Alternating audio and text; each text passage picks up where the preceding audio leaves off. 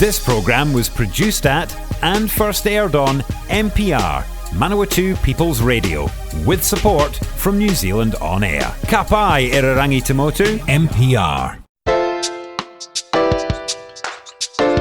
Kia ora and welcome to Reserved Recommendations, a show about problematic faves, great trash, difficult art, and our complex relationship with art and entertainment.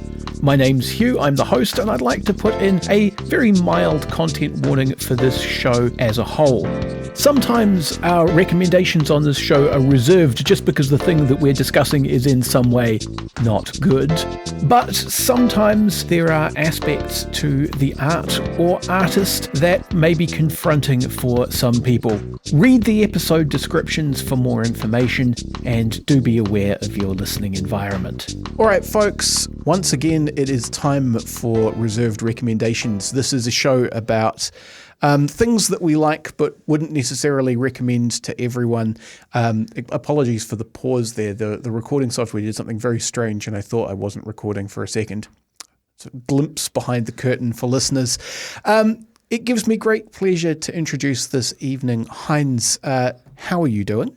I'm doing very good, Hugh. Thank you. Wonderful, wonderful. That's what we like. And we met through sort of general green circles here in Palmerston North. If people are wondering what your credentials to talk about manga and anime are, then that's where they come from.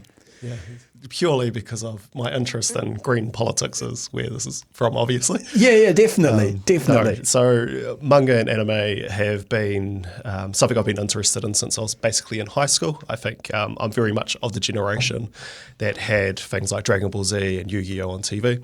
So you end up having this interest in it, but then once we hit to high school, it was a lot more in depth. So yeah, there's So I listened to a different podcast called Balling Out Super, which is people recapping Dragon Ball Z Kai, and they discuss there's this kind of like two arcs of people who are into manga and anime, and one of them is that like people are super into them at about what we would call like intermediate age, and then they hit high school and they just drop right off because they're like, I can't be seen to do this. Yep, that's very much where I am. So when I was going through high school and then through university and stuff, it was very much I can't let people know I'm interested in this because people are going to think I'm a freak. And because I'm more mature as a person now, because I'm older, I can't really let people know that I'm interested in this because they're going to associate me with those people who I think are freaks. So it ends up being this very unfortunate position I'm in. So yeah, okay. No, I mean, as someone who is also into anime and manga, and in fact, like I'm a tabletop role playing nerd as well. Like there's this thing where you're like, I'm not embarrassed about the bits of this thing that I like, but there are other things which are related to the thing that I like, which are deeply embarrassing. Yeah, I totally agree. It's one of those things that's like, I have no issue with talking about like what I enjoy, which is why I'm here, obviously. It's more of the other people that are also part of the fan club that it's a bit iffy sometimes, but that's okay. And I mean, so that's... Again, another peek behind the curtain. One of the initial conversations that I wanted to have, which we're not having for reasons which are too boring to go into, but was around a different series called Neon Genesis Evangelion, which the reason I wanted to have that conversation with someone, and I might at some point, is that you can make a reasonably convincing argument that is a series which, while it's also being its own thing about giant robots fighting aliens, attempts to grapple with the way in which the creator was becoming very disillusioned with his own fans and the kind of industry that he was part of. And the series that you actually wanted to talk about is kind of doing a similar thing in some ways. Yeah, it's kind of hard to word it. So with a lot of mangaka, which are the manga artists and stuff is what they refer to themselves as in Japan, there's a lot of disillusionment within the industry. There's a lot of burnout with what they're actually doing because, like, while, like, as a layperson, you end up getting this comic that's 30 pages long. It might be after a month or a week of them doing work, but this is them doing like 12-hour days. It's pretty intense type of work. So, yeah, to get political for a second, like labor conditions within the manga and anime industries are just appalling. Yeah. Like, and if you're going to have a reservation about that as an art form, one of the things that you've got to take into account is it's kind of like human factory farming to get this art out to you. Yeah. It's really spectacularly bad. So, I can't remember which artist from which series. I think it might be the guy who made Bleach. He published his actual, like, here's what I do in a week, so that people kind of got a glimpse of what it was like, and it was just terrifying. He was quite an interesting person in general. Because I mean, we're not talking about Bleach, but like the story behind Bleach is quite intriguing because it came about that the artist or the creator of it actually just really liked drawing cool pictures. And it had a massive failure after the first season because he just tried to rehash the same story over and over and over again. And it caused a lot of the audience to get bored of it, basically. I was unfortunate that I don't believe in the sunk cost fallacy, so I ended up reading the whole manga as they completed it, and like wasn't enjoyable by the end because it was just a continuation of the same story. But yeah, if you ever want to actually look at like mangaka working conditions, there's actually been a couple of manga now, ironically, that have been based on like mangaka's lifestyles and stuff, and like they're not pleasant. So. You want like a depressing read, go do that. So, I mean, that does lead into a thing. I promise, dear listener, we will get to the actual series that we're talking about in a second. But there's another thing that's kind of worth mentioning on the way to getting there, which is that manga and anime do occupy kind of a different space in Japanese culture than comics and cartoons occupy in a Western culture, in the sense that, like, it's kind of considered just another way of telling a story, and that story could be any story about anything from like instruction manuals to pornography to anything, with any intended audience, and it's just that you chose to do this particular one as manga or anime. So there's much less like all cartoons are for one specific kind of person. There's a lot less stigmatization around it in society there. So like, effectively everyone watches it or reads it. So like they even have like mini libraries where people just go there to read manga. When you're talking about them watching anime on like a Thursday night, it's exactly the same as if you're watching House MD or something. It's just a weekly series. Yeah, it's just that if House MD was made in Japan, it would be an anime, probably. Yeah. But nothing else about it would probably change. There's no probably about it. So, yeah. Anyway, so as you told the listeners, we are actually here to talk about One Punch Man. Yeah, One Piece is its own entirely separate conversation, which we will not be having at this time. No, that would be too long anyway for an hour. So. Yeah, that's its own podcast by itself, probably. So, One Punch Man, I'll give people the like capsule description, and then I'll ask you kind of how you got into it and what the appeal is for you. But the basic core idea is that it's a world where there are superheroes who fight monsters, and one guy thought it would be fun to be a superhero for a goof and trained himself to become so powerful that he can win any fight with a single punch. Therefore, kind of what is the point of fighting anything? And then we go from there, because that's all just kind of established about halfway through the first episode. Yep. So that's a very general take on it that most people have. It's quite a Western take on it, to be honest. And I think, so when you watched it, did you watch it in English or Japanese? Because I watch things because I am deeply impecunious. I watch things on a service called Anime Lab a lot of the time, unless they're on Netflix, just because I can't really pay for another service. And the deal with Anime Lab is that you get things subtitled unless you pay money. basically. Yeah, cool. So I watched it subtitled. So you watched it the correct way. Yeah. Not that I'm like a... Oh, no, it's the correct way for everything except for Dragon Ball Z, because Goku sounds very weird in the Japanese. Yeah. It's just unfortunate. But yeah, so you are correct. Like the synopsis of it Saitama is, he sort of, as you said, as a goof, decides that he wants to be a superhero at some point. And so he trains himself and he ends up becoming incredibly powerful. Because like you've only watched the first season, it goes into it a little bit more in depth, like in the manga and stuff, and like later on past the first season. So the reason he's powerful is not because of the training. So what a lot of the show is about is plot lines and backstories. So for Saitama's case, for example, he's the most powerful superhero, not because he's done anything, but because of his backstory is that he's trained to be the most powerful person. Like it's not meant to make sense. And that's the whole real point of the manga. And you can see when One, who's the mangaka, that's what he goes by, it's a pseudonym. I'm not sure what his actual name is. When he started doing the manga itself, there was a lot of disillusionment in his life. He didn't feel like he was going anywhere.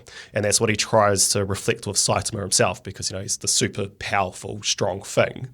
But it actually removes all meaning out of his life, because it sort of relates to when you become an office worker in Japan. You're just doing your job. You've trained your whole life to get there, and then it's just this mundane 40-hour week, just a rolling over type of thing. And that's what goes into it. And when you actually watch the show, you can see that all of Saitama's unhappiness with where he is in life has actually very little to do with his own strength. It's in regards to what challenges he has, which is like the most obvious arc that you see throughout the show, as well as that he isn't being recognised for his work, which is another thing that I think most people that are working can, agree with that to some extent. And he's a bit dumb. Like there's no way around that. He's not the smartest person in the world. He's not smart, and he's also like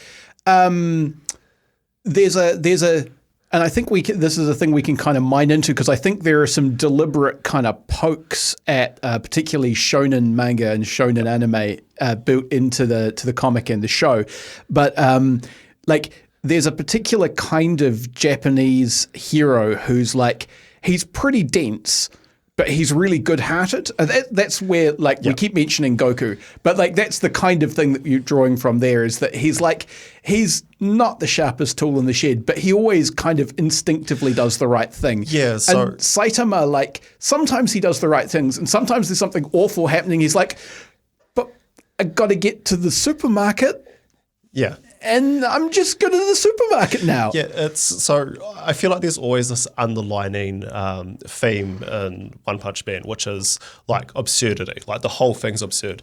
And I think the reason why One did that, and like his original, I don't know if you know it, but there's a web comic and then there's a manga. And yeah, so my understanding is that One did the web comic, and it's fascinating but kind of badly drawn, or kind of crudely drawn. It's a nice way of putting it. And then kind of like Harvey Pekar in American comics, people went, this is really interesting, and redrew the entire thing for him. Like it's kind of, I wouldn't say because it had a little bit of a cult following, because there was a lot of people that were disillusioned with manga at the time. So, because I wrote it down. So Yusuke Murata, who's the animator or the drawer for iShield 21, he picked it up because it was a small serialization basically online that anyone could look at. And he was like, this would be really good if we could draw it.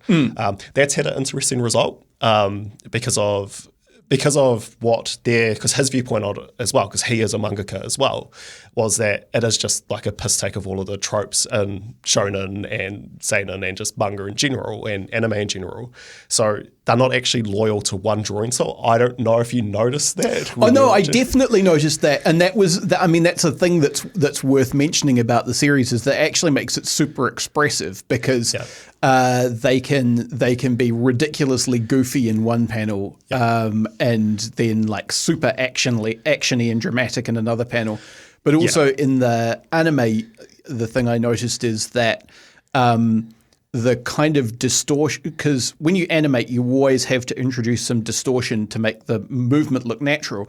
But they actually super exaggerate and stick on it, and people look kind of like weird and bendy and rubbery. Yeah, that's yeah. that's what they're going for. But like, it means that they get this kind of super expressive style at the cost of things being less realistic, which is on purpose. Yes. So one also did another manga, I think it's turned into an anime as well, called Mob Psycho. Yeah, I've heard of it, but not watched it. Yeah, so when you see Saitama being like awkward in a situation, they like everything else stays the same drawing style, except for Saitama ends up being a different one. It's a direct copy from what Mob Psycho's drawn is, and because one's not a talented artist, it's unfortunate, but he's more of a storyteller, I think. But yeah, I don't know. I've gone blank now. Sorry.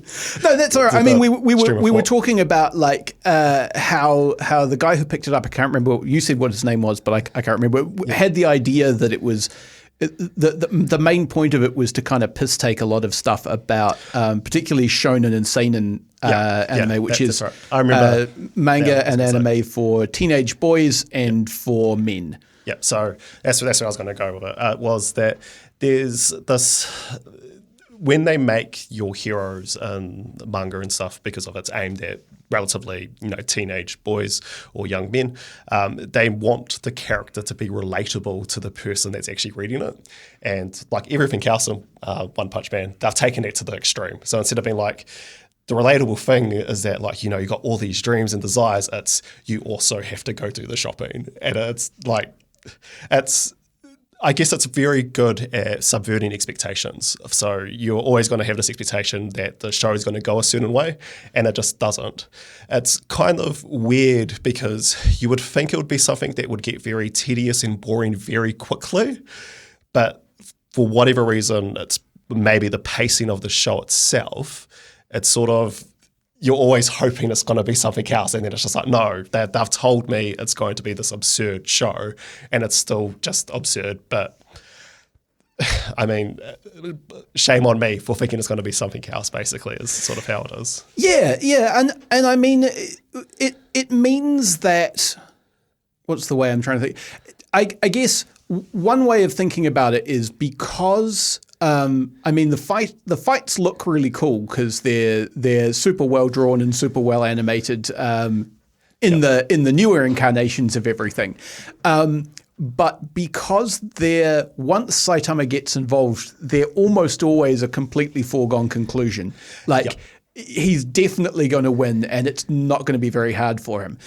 It means that outside of that, you get to kind of smuggle this like surreal slice of life show in pretending to be this like high action superhero fight show. So I think there is, again, a little bit of a piss take of shonen stuff. So a lot of people view shonen as the only thing that the audience is interested in is the cool fighting scenes. So I will say I have acquaintances who I shall not name for protecting the guilty, and I have watched them literally just Google the fight scenes from shonen anime, and that's absolutely fine. Like if I like a picture by like Monet or something, I like it because I like flowers on water. So I'm not trying to shame anyone in regards to that, but it's. I guess it's a bit of a piss take because of it's sort of this is what people only like, so this is what we're going to do. And so while the way Hughes like described this, so there's all these really interesting fight scenes, and then Saitama's just in the middle, and he's going to win. The fight scene happens around him. Like there's still all these giant explosions, and he's going flying, and he's just not hurt at all. And that's like the subversion of the expectation, because normally there's this the way like your storyline or your plot goes is that there's this trial for the hero to succeed, and it's just non-existent. So it becomes pretty interesting, but they do this interesting thing within the show, which is they have other characters that definitely go through those trials. So his sidekick or his disciple, I guess, who's a cyborg, because why not? It's anime, it's manga, that's what you do.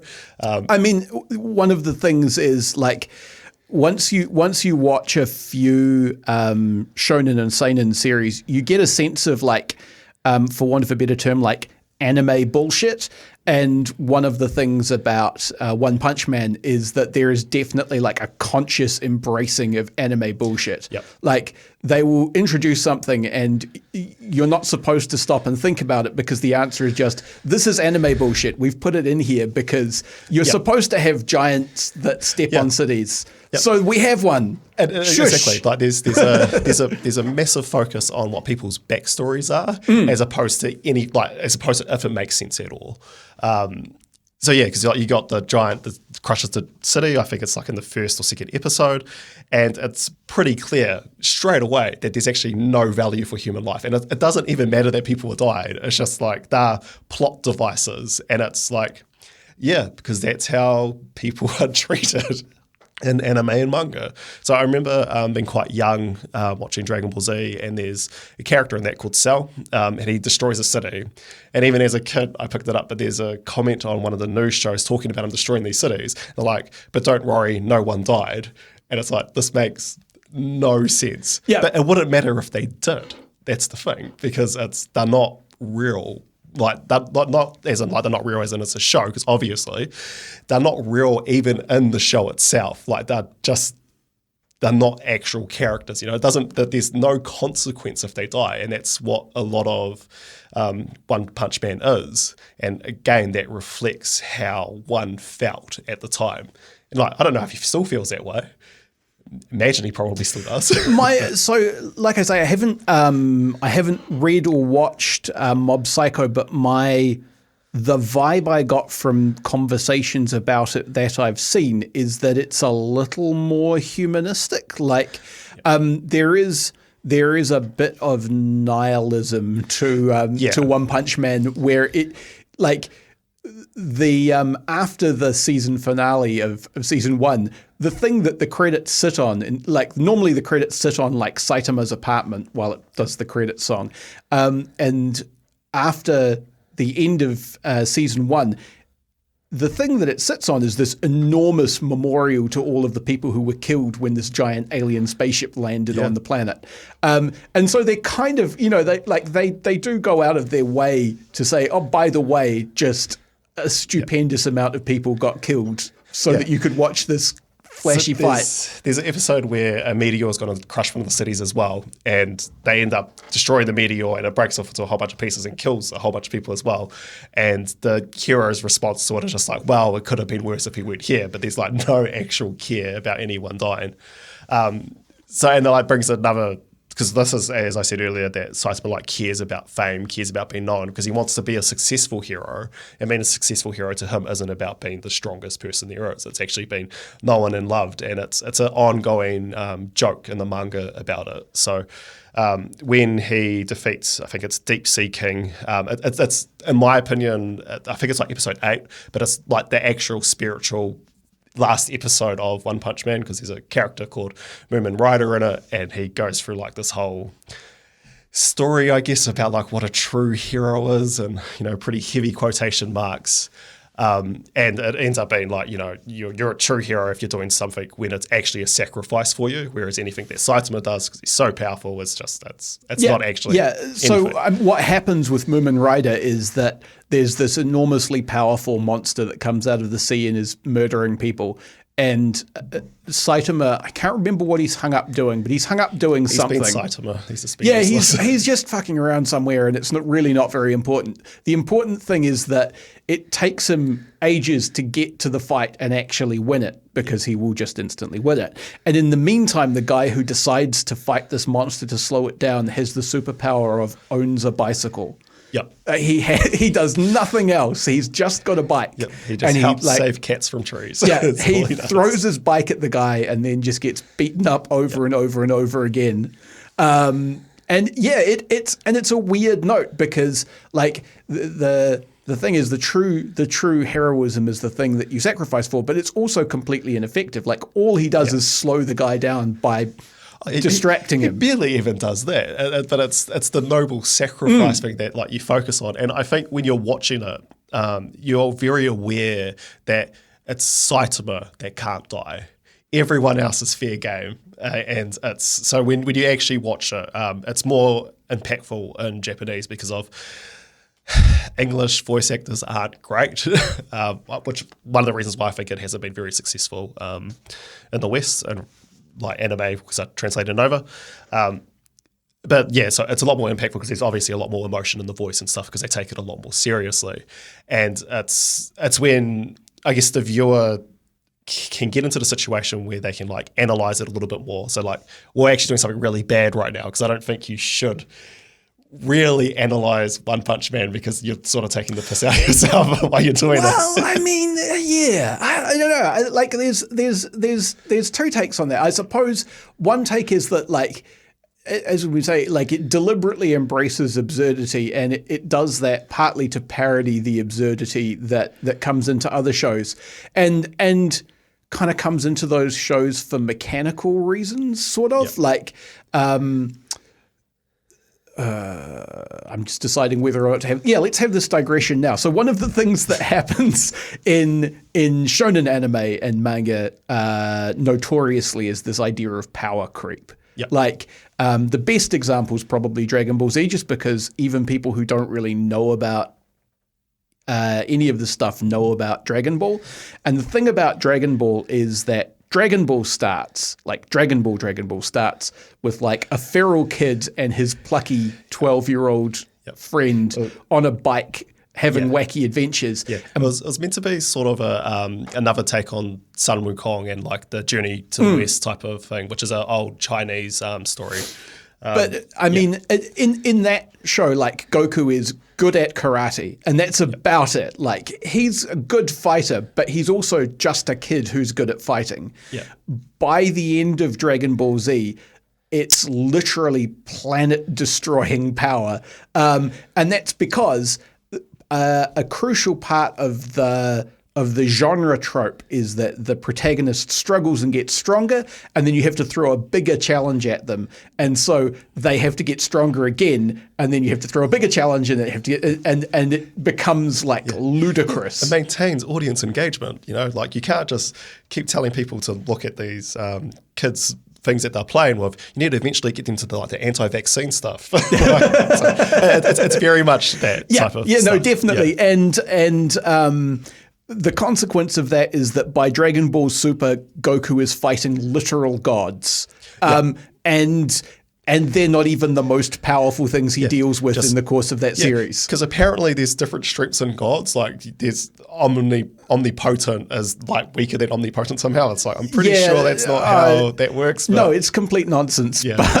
But I mean, again, if you wanted to pay attention to the fact that it's complete nonsense, watch One Punch Man, which knows that it is nonsense. So there's another anime out as well. I'm going to say the name wrong, but it's Tegen Toppen Gurren Lagann, and it's very and they go from being in like really tiny mechs fighting each other to being literally in mechs the sizes of the like universes, which doesn't really make sense, throwing galaxies at each other and stuff, and it's just like the whole thing's stupid, but it's big, it's flashy, it looks cool, and that's enough for most people. So so I mean, I guess where I was going with that is like the thing with the thing that One Punch Man is doing is it starts with everyone already too powerful as kind of a joke about that. And so, you know, there is it's worth having that kind of level of analysis, I think, is that you can understand what the joke is about. And it's the fact that they have and they deliberately put heroes in the show that aren't all powerful, but they have to inhabit the same world. So it's sort of actually taking play on, like, say, Marvel comics, but realistic. So you got like Black Widow, and I can't remember what the Archer's guy name is. Hawkeye. Yeah, they would just get killed straight away. Like, there's just nothing you can really do there. But they're also in the same universe, and this is sort of what this is playing on, and they just ultimately don't stand a chance. And every time these, I guess, disasters come along to these made-up cities, you do have these other heroes, and they just go, "Not me, I'm out, I'm running away. Like, this is too much for me, man." So. I mean, which again, you know, is a joke that you can kind of point back at Dragon Ball, amongst other things, because Dragon Ball also collects this like increasingly extended cast of basically useless characters, because the like 2 or 3 main guys have become basically gods, and nobody else has. So like their job is basically to stand on the side guy and go, he's definitely punching that guy, and not do anything else. Yeah, well, and it's sort of those side characters became pointless once the Frieza arc finished, and it was only like Krillin dying is the reason why Goku managed to become Super Saiyan, right? And it's sort of like, but since they all can become it now, is there actually any need for these other characters, or are we just watching cool fight scenes? Which I think for most people that is what it was. All right, we are about at half time now, so we will continue this conversation about One Punch Man and anime generally with Heinz very shortly, right after this. Support this show and others like it by giving a donation. For more information, go to www.mpr.nz/donate.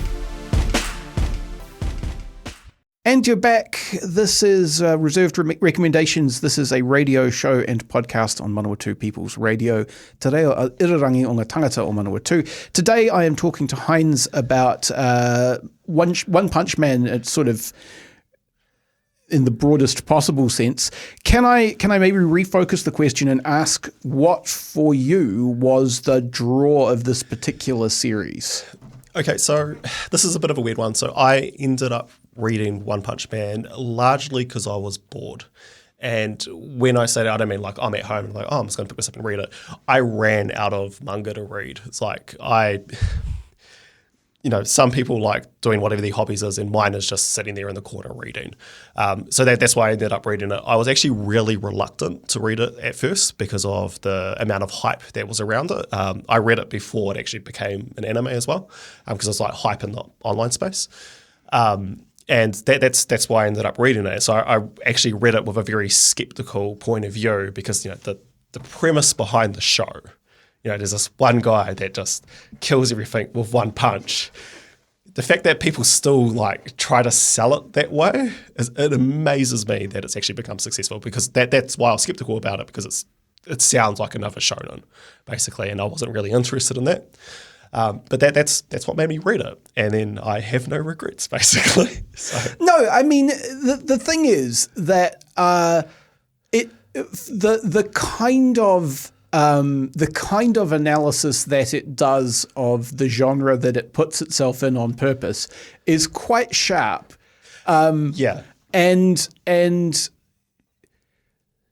it has a weird relationship with some social justice concepts. Yep. I mean, one of the bad guys is a communist who's just really lazy. I wanted us to get into this, the different characters and stuff in there. And there's some problematic characters in it as well. So you're talking about the Hammerheads, which is a gang in there, as you said, they're sort of communist. And it's actually really, like when you watch the episode, it's really hard to try to determine what the author's take on it is, because there's one side of it where they are being portrayed as being these lazy people, and like the news anchor in it, I think, says that like they're only doing this because they don't want to go get a job. I mean, that's revealed to be their leader's motivation. He's like, I didn't want to get into this big fight. I just didn't want to get a job. So that is obviously the leader's motivation. But then throughout the episode as well, there is comments within the show that there's actually real societal issues at play too. And I think the fact that the main leader, he's like just doesn't want to go get a job type of thing,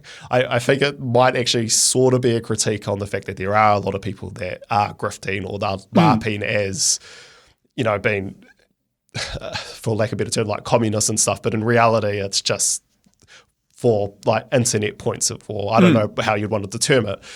It's the virtue signal basically, but when like push comes to shove, they tend to be there for other reasons. And you can see that right now on like the online space in regards to like all your different social media commentators like YouTubers and stuff like that. These people have like they've become very successful, which is like good on them.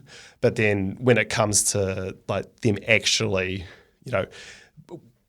engaging with what they're saying, there's like this massive reluctance there, because it's why are they actually there? So like this Hammerhead guy, right? It's pretty clear that what his intention there is to be like the leader of the stuff, so he doesn't have to do anything. And it's sort of, how do you view that? And again, it's the the author that's done it, he's viewing it through his lens type of thing. So he's putting it this way. So he probably agrees that there is a whole lot of issues in Japan, like society-wise, because there is, like, you know, join Earth, like every country's got their own issues.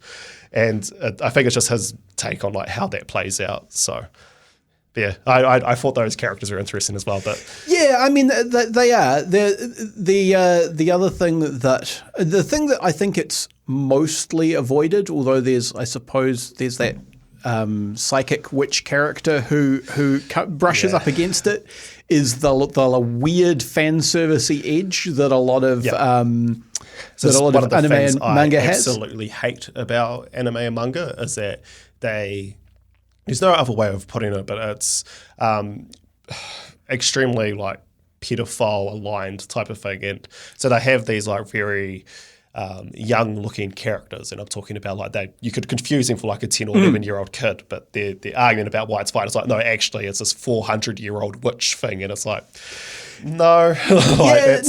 And in fact, even outside of the very young characters, and I agree there is a lot of that, there are also a lot of characters who are portrayed as fully grown women, but who are just like ridiculously sexualized. Their purposes for fan service and stuff. Yeah, I totally agree. So there is one saving grace in the show who happens to be my favorite character in the show. I've always liked these type of characters because I think they're just really funny.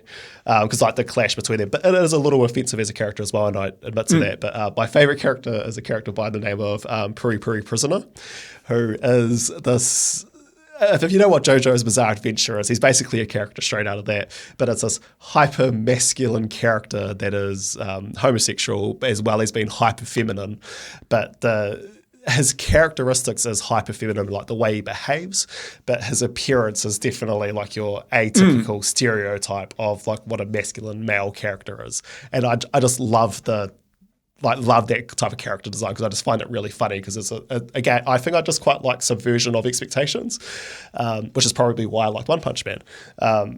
And he transforms and like when he's fighting, and I don't know if you watched Sailor Moon before, you probably have, but I haven't watched Sailor Moon, but I know like Sailor Moon's one of those things that it's just like it's so pervasive and I so watched influential. it when I was like 7 or 8. Yeah, that you kind of can't like. You know when someone's doing a Sailor Moon riff, even if you haven't watched it, just because it's everywhere. Yeah, so his transformation is like heavily influenced by it, and it's just it's brilliant. Like his character is offensive because of, you know, like this is the only gay character in the show, and it's like how they're portraying him and stuff like that. Yeah, he's a very specific gay stereotype. Of the kind of like effeminate hyper muscle guy, which. Yeah, it's not great, but also he's more deep than you'd expect. Yeah, so his character, like, it's considered to be like a hyper caring character. Like he's probably one of the only heroes in the whole show that's actually there for a noble reason, which is, you know, it sounds stupid, but he wants to protect the men is sort of why he's there, because he loves men so much, and it's like cool. But that it ends up being a lot more of a detailed, like more meaningful reason than everyone else, because everyone else is there because they're bored. Like Saitama, for example, is just bored. His cyborg sidekick is there because he wants revenge. You got the psychic witch girl who's there just because she's powerful, and like everyone else is along those lines, whereas Puri Puri Prisoner is sort of like the only one that's there for good reasons, or like for, I guess, noble, non-self-centered reasons is why he's there. And yeah, I absolutely love the character. But yeah, it's kind of interesting because of he's sort of a carbon copy of another character from One Piece, who's also a prisoner, who's also gay or trans, who's also like just trying to protect all of their Namaka or all their friends and stuff. And it's kind of interesting because of that character is based off of Frankfurter from Rocky Horror Picture Show. So actually, we could say New Zealand's influenced One Punch Man to some extent. So I mean, here is the thing that I was going to say is that, I mean, this is reserved reserved recommendations, and one of the reservations I would have about recommending One Punch Man to someone is that I think it's like for a comparison in Western movies, it's a bit like maybe Cabin in the Woods. Like, the more and worse horror movies you've watched, the more fun you will have with Cabin in the Woods, because there's so much stuff which is like directly jokes about specific dumb things. And One Punch Man is kind of like that for shonen seinen anime. Yeah, you sort of need to have like a reasonable foundation before you can actually fully appreciate One Punch Man. Yeah. Unfortunately, like, that means you're going to have to read and or watch some pretty like, there's a lot of it, and I keep going back to Dragon Ball, but just because it's kind of the perfect example of so many things. The Dragon Ball review podcast that I listen to, they're watching a thing called Dragon Ball Z Kai, which is a re-edit of Dragon Ball Z to take out all the filler episodes, because it's something ridiculous like 700-800 episodes. Yep. And a good half of those are people just talking to each other in growly voices while the wind blows and nothing happens. And then powering up, because that's a thing, apparently. Yeah. And I mean, part of that was the mechanics of the way the show was being made. Like, it was incredibly successful, so they always needed more of it, but they had caught up to the manga, so they needed to fill time while they worked out what happened in the manga next. So, the way they adjusted with that for like future shows that came out, they just made totally new arcs that were just all filler arcs. And as someone that's like predominantly in the manga space, so like Naruto was really bad for me. So I only read the manga, and then people would like come up and they'd talk to me, like my friends would, about these other characters, and I would have no clue what they're on about.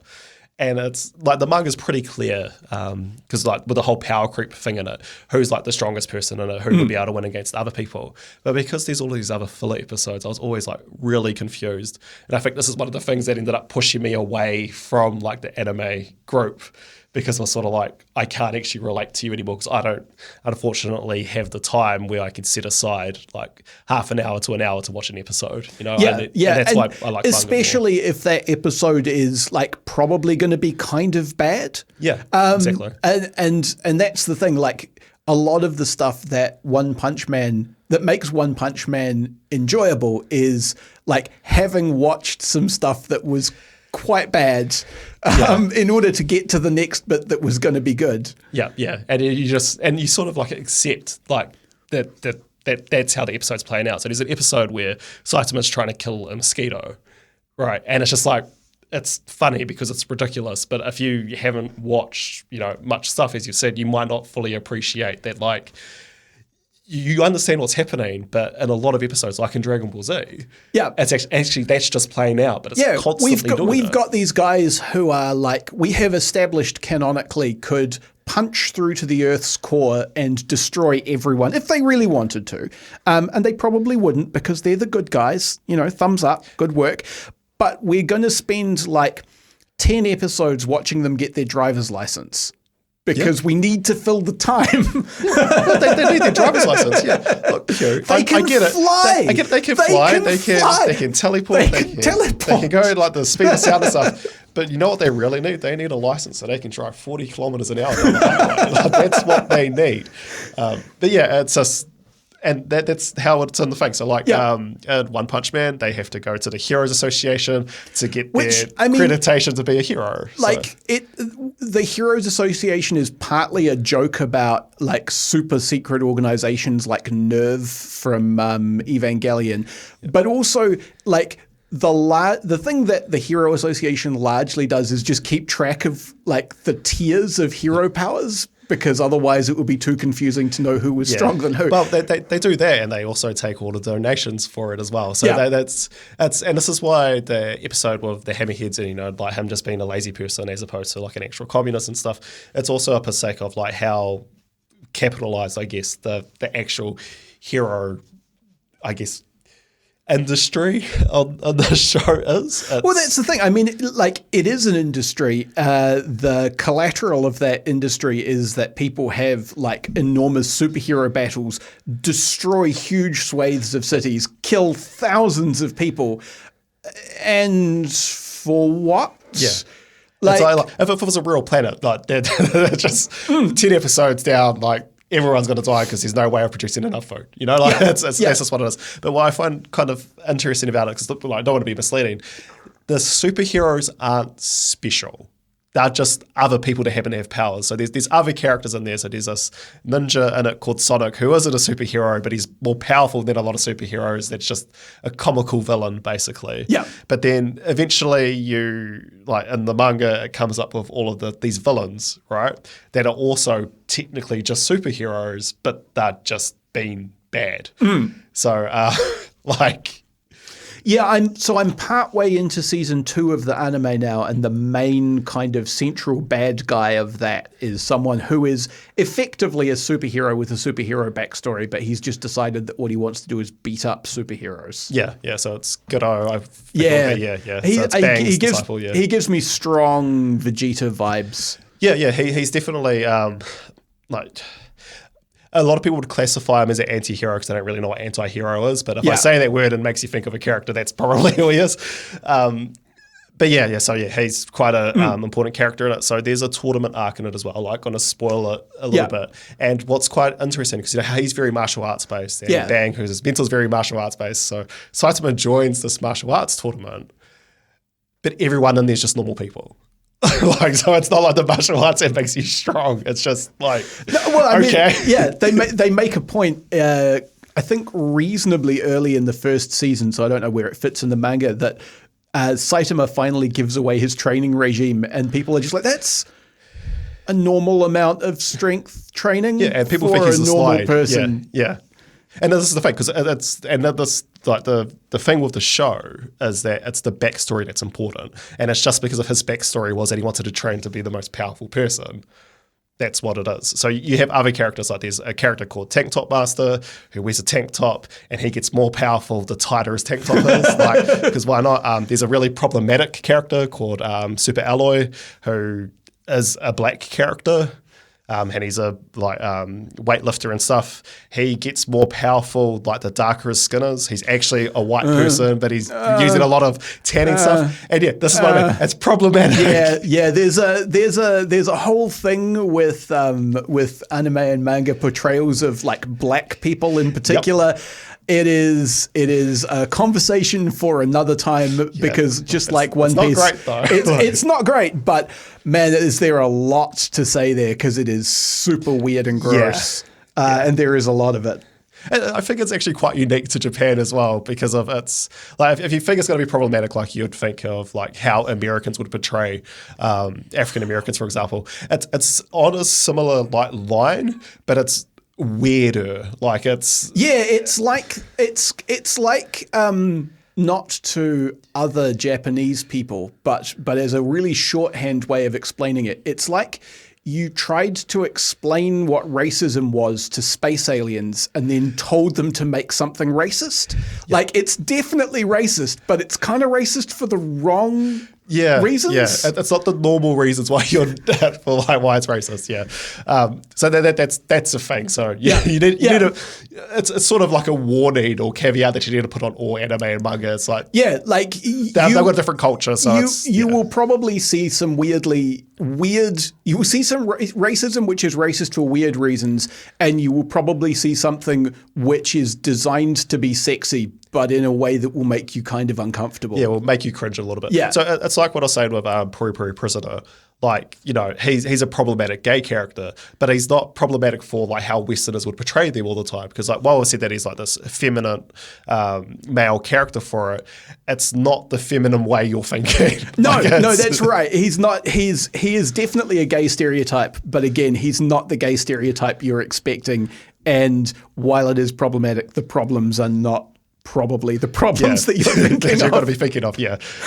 So We are pretty close to time. That was a lot of fun. I have two things I like to do to finish these conversations off. The first one is to say, like, if people have been enjoying this conversation, they like the sound of this show, or maybe they already know about this show and tuned in to hear what we had to say about it. Like, aside from One Punch Man, are there other things that you would recommend? Yeah. So it isn't actually an anime, or so it's not Japanese influence, but there's a cartoon show that came out recently called Invincible. That's a really good show. It follows, it's a sort of coming of age story for a character that comes into his powers, and it's sort of like his father's sort of like Superman, but more realistic. I don't really want to get into it because it would spoil the show, but it's an incredibly interesting thing to watch if you want to have something to think about, especially the last 2 episodes about... I don't want to spoil it, but I would suggest watching that. I think that's on Netflix as well, so it's quite accessible to a lot of people. If people want to read things, particularly if you're all right with reading things on the internet, the thing that I would recommend checking out, and this is a completely different angle because it is almost painfully sincere, is there's a comic called Strong Female Protagonist, which is about a young woman with superpowers who is trying to work. It's kind of like Saitama in the sense that she's got kind of Superman's power set. She can fly. She's basically invincible, and she's so strong that, like, any fight that she gets into, realistically, she's going to win. But she realizes that if she just indulges that to make the world the way that she thinks it ought to be, then that's essentially fascism. And so it's instead of Saitama finding life boring and lacking challenge, it's this young woman whose name, alas, escapes me, trying to work out how, if you're that powerful, you go about being a good person and making the world better in a sustainable way. It is on permanent hiatus, but there's quite a lot of interesting stuff that happens before you get to the permanent hiatus. I've got another one as well, but I can't really remember what the name is exactly. I think it's like Olympus Love. So it's a webtoon. You should be able to find it if you just type in webtoon and Olympus, it'll come up. It's not down my alley, but interestingly, it's actually been a worldwide successful webtoon, and it was done by someone that's from Palmerston North. Oh, nice. So, yeah, you should go have a read of that. That's pretty. It is reasonably good. I don't agree with the art style. That's why I... Yeah, fair enough. The last thing that I like to do is give you an opportunity to plug anything that you would like to plug. I'm a relatively boring person, so no, that's fair enough. Not everyone has things to plug. I mean, feel free to plug a thing that you care about that you think people should, like, give money to or something instead of yourself if you want. In general, please pick up your rubbish then, I guess. Pollution's bad. Like, it is bad. Like, if my 2-year-old daughter can work it out, which is kind of like, it's very sweet and endearing that she wants to pick up all the rubbish she finds in the gutter. But, like, if you could, like, put your rubbish away so it speeds up my walk with her a little bit, that'd be appreciated. Excellent. Well, look, thank you very much for coming and talking. And I suppose a thing that I keep meaning to put in the outro and I won't have time to do for this episode, so I'll just do it in the plug zone, is if you're wondering where the older episodes of the podcast are, the answer is there's only space for 10 of them in the slot on the website, and older ones are on my YouTube channel as basically a static image with a waveform graphic and the talking.